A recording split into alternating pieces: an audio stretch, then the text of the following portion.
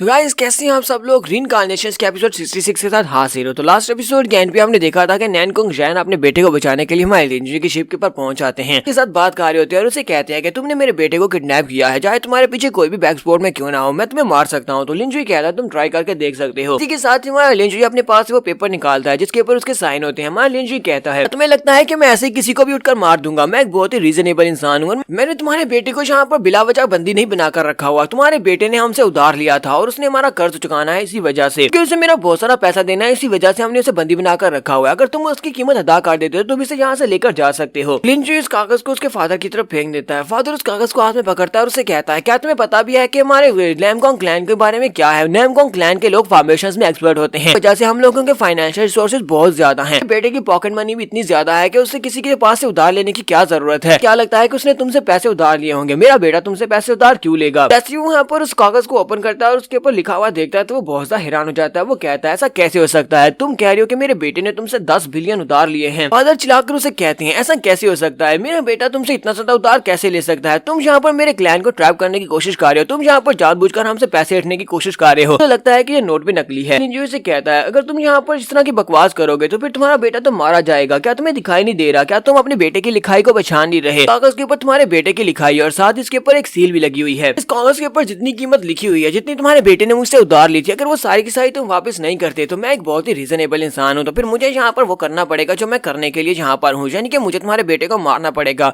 अगर पैसा नहीं मिलेगा तो फिर इसको तो मरना पड़ेगा, पैसे के बदले में इसकी जान जाएगी। फादर चिल्लाकर उसे कहते हैं अच्छा रुको प्लीज, ऐसा मत करना, मेरे बेटे की जान मत लेना। उसे भी समझ आ जाती है कि यहाँ पर इसके ऊपर एक सील लगी हुई है, अगर उसने कॉन्ट्रैक्ट को तोड़ा यानी पैसे नहीं दिए तो मेरा बेटा मारा जाएगा। नैनकुंग जैन उसे कहते हैं 10 बिलियन तो बहुत ज्यादा है, मैं इतनी ज्यादा कहाँ से लेकर आऊंगा। तुम्हारा लिंजुई से कहता है अभी थोड़ी देर पहले तुमने कहा था कि तुम्हारा नैनकुंग क्लैन एक फाइनेंशियल क्लैन है, तुम्हारे पास पैसे की कमी नहीं है। लिंजुई से कहता है इस वक्त तुम सभी लोगों की रिंग को आपस में मिलाया जाए, तुम सभी लोगों की रिंग्स के अंदर तकरीबन 8 बिलियन के करीब तो होगा ही। यहाँ पर तुम्हारे साथ तुम्हारे जितने लोग हैं उन सभी की रिंग्स को भी अगर यहाँ पर मिलाया जाए तो सभी मिलाकर मुझे लगता है कि कम से कम 10 बिलियन तुम इकट्ठे कर ही सकते हो। मास्टर नैमकोंग जैन उसे कहते हैं लगता है कि ये सब कुछ तुम्हें उस वाइन गॉडेस ने बचाया है, उस बेकमीनी औरत ने तुम्हें ये सब कुछ मेरे बारे में बताया है। साथ ही फादर उसे कहते हैं अगर मैं यहाँ पर तुम्हें ना कर देता हूँ तो मुझे भी इस बात से कोई फर्क नहीं पड़ता, अगर तुम मेरे बेटे को मार भी देते हो तो मेरे पास एक और बेटा आ जाएगा, क्योंकि मेरे बेटों की कमी नहीं होगी, से कोई बेटा पैदा कर लूंगा। लिंजुई से कहता है जिसने मुझे इस बारे में बताया कि तुम्हारे पास फाइनेंशियल रिसोर्सेज ज्यादा हैं, तुम्हें इस बात से फर्क नहीं पड़ना चाहिए, इस वक्त तुम्हें अपने बेटे के लिए परेशान होना चाहिए और तुम्हें लगता है कि तुम्हारे पास एक और बेटा आ जाएगा, तो मुझे तो ऐसा बिल्कुल भी नहीं लगता कि तुम एक और बेटा पैदा करने के लायक भी हो। तो मुझे पता है जब तुम 8 डेजुलेट जैंग ड्रैगन फॉर्मेशन को प्रैक्टिस कर रहे थे उस वक्त तुमने अपने आप को जख्मी कर लिया था। ये बात सुनते ही वो चिल्लाकर उसे कहता है अच्छा ठीक है बस बहुत हो गया, तुम्हें और ज्यादा बकवास करने की जरूरत नहीं है। पास से रिंग निकालता है, हमारे लिंजुई की तरफ फेंक देता है और कहता है इतना तुमने मांगा है इसके अंदर उससे ज्यादा ही होगा, ये लो इसको रख लो। अपने बेटे को छोड़ दो। और साथ ही वो सोच रहा था इस बंदे को कैसे पता चला कि मैं बच्चे पैदा नहीं कर सकता, उस फॉर्मेशन को बनाने के दौरान मैं जख्मी हो गया था। लिंजुई उसके पास से वो रिंग्स ले लेता है और रिंग्स को लेने के बाद साथ ही उसके पास से वो अपना नोट भी वापस लेता है और उस नोट को वहीं पर जला देता है। नोट को जलाने के बाद वो उसके बेटे गोंग ली को किक मारता है और उड़ाकर उसकी तरफ फेंक देता है, कहता है ये लो अपने बेटे को लो, जहाँ से दफा हो जाओ। तो वो अपने बेटे को पकड़ता है और उससे कहता है बेटा तुम्हें रोने की जरूरत नहीं है, बस थोड़ी देर और हम लोग यहाँ से जाने वाले हैं। ऐसे ही डीमन किंग एम्परर दोबारा से अपीयर होगा, उसके बाद हम सभी लोगों को यहाँ पर मार डालेंगे, इन सभी में से कोई भी बच नहीं पाएगा। हम लोग उस एम्परर का साथ देख रहे हैं, ज़ूटियान डी एम्परर का हम लोग साथ दे रहे हैं। ये फादर एंड सन अपनी शिप लेकर वहाँ से निकल जाते हैं और सभी के वहाँ चले जाने के बाद जीथर गार्डिस आगे बढ़ती है। मैं लिंजुई से कहती है मास्टर वो लोग यहाँ पर किस ज़ूटियान एम्परर की बात कर रहे थे, किस डीमन किंग की बात कर रहे थे। लिंजुई से कहता है ये एक बहुत ही फन गाय है, बंदा बहुत ज्यादा इंटरेस्टिंग है और वो यहाँ पर पहुंच चुका है, चलो मैं तुम्हें ज़ूटियान एम्परर दिखाता हूँ, यानी कि डीमन किंग को दिखाता हूँ जो कि फेक डीमन किंग है। सामने पोर्टल ओपन होता है और उस पोर्टल के अंदर से वह डीमन किंग बाहर निकलता है। डीमन किंग जब उनके सामने आता है वो देखकर से काफी ज्यादा हैरान हो जाती है और कहती है क्या ये वो ज़ूटियान एम्परर है, लेकिन ये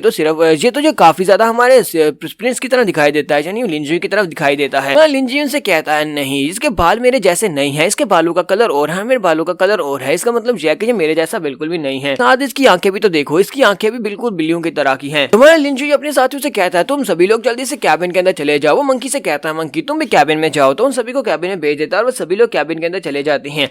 उसके बाद डीमन किंग हमारे लिंजुई के सामने आता है, तो हमारा लिंजुई उसके सामने खड़ा होता है, वो दोनों एक दूसरे के सामने खड़े होते हैं। डीमन किंग हमारे लिंजुई से कहता है तुम्हें इस बात का डर था कि अगर वो सभी लोग यहाँ पर रुके रहे तो मेरी पावर के प्रेशर की वजह से वो सभी लोग मारे जाएंगे। लिंजुई से कहता है मुझे यहाँ पर जिंदा या मरने रहने से कोई भी फर्क नहीं पड़ता, मैं बस चाहता हूँ कि वो सभी लोग मेरी वजह से यहाँ पर ना मरे, क्योंकि अगर वो मरेंगे तो फिर उसके बाद उन सभी के मरने का इल्जाम मेरे पर आने वाला है। इसी के साथ ही वो डीमन किंग वहाँ पर एक जोरदार चीख मारता, अपनी पावर्स को रिलीज करता, अपनी पावर्स के प्रेशर को रिलीज करता था कि लिंजुई के ऊपर दबाव बनाया जा सके। अंदर सभी लड़कियां भी काफी घबरा जाती है और कहती है ये क्या, वो बंदा तो बहुत ज्यादा पावरफुल है, उसकी पावर का प्रेशर कितना ज्यादा हमें अंदर भी महसूस हो रहा है। एम्परर जब अपनी पावर्स को रिलीज करता है और उससे कहता है क्या तुमने देखा मेरी पावर्स को। हमारा लिंजी से कहता है हाँ मैंने तुम्हारी पावर्स को देख लिया, तुम पहले के मुकाबले में काफी ज्यादा स्ट्रॉन्ग हो चुके हो, पिछली बार तुम इतने स्ट्रॉन्ग नहीं थे, लेकिन फिर भी तुम इतने ज्यादा स्ट्रॉन्ग नहीं हो कि तुम मुझे मार सको। साथ ही हमारा लिंजी अंदर से सोच रहा होता है ये बंदा तो बहुत ही फ्राइटनिंग रेट के साथ तेजी के साथ अपनी स्पीड को बढ़ा रहा है, मुझे लगता है कि अब ये बुद्धा एम्परर से भी ज्यादा पावरफुल हो चुका है। डेमन किंग भी हमारे लिंजी से कहता है तुम भी काफी ज्यादा स्ट्रॉन्ग हो। तुम्हारा लिंजी से कहता है मुझे पता है कि मैं ज्यादा पावरफुल हूँ और तुम अभी भी मुझसे फाइट नहीं कर सकते, तुम मुझसे जीत नहीं पाओगे। किंग उसे कहता है ऐसा तो बिल्कुल भी नहीं हो सकता। वो फिर से वहाँ पर एक जोरदार चीख मारता है, इसी चीख के साथ ही वो वहाँ से जाने लगता है और उसे कहता है मैं यहाँ से जा रहा हूँ। लिंजी फिर से उसे कहता है कि तुम यहाँ पर काफी ज्यादा स्ट्रॉन्ग और तुम्हारी ये वाली टेक्निक भी मेरे पर काम नहीं करेगी, इसके साथ भी मेरे पर प्रेशर नहीं पड़ा। और हवा में उड़ते हुए उसे कहता है बहुत ही जल्दी मैं तुम्हारे तक पहुंच जाऊंगा, यानी कि मेरी कल्टीवेशन तुम्हारे तक पहुंच जाएगी जहाँ पर मैं तुम्हें हरा सकता हूँ। इसका मतलब यह है कि मैं बहुत ही जल्दी वापस आऊंगा, फिलहाल मैं कल्टीवेट करने के लिए जा रहा हूँ। फिर से अपने हिमालय मिरर के अंदर गायब हो जाता है, वो वहाँ से चला जाता है। उसके चले जाने के बाद हमारा लिंजी सोच रहा होता है मेरे पास ब्रह्मा फ्रूट और उसके साथ साथ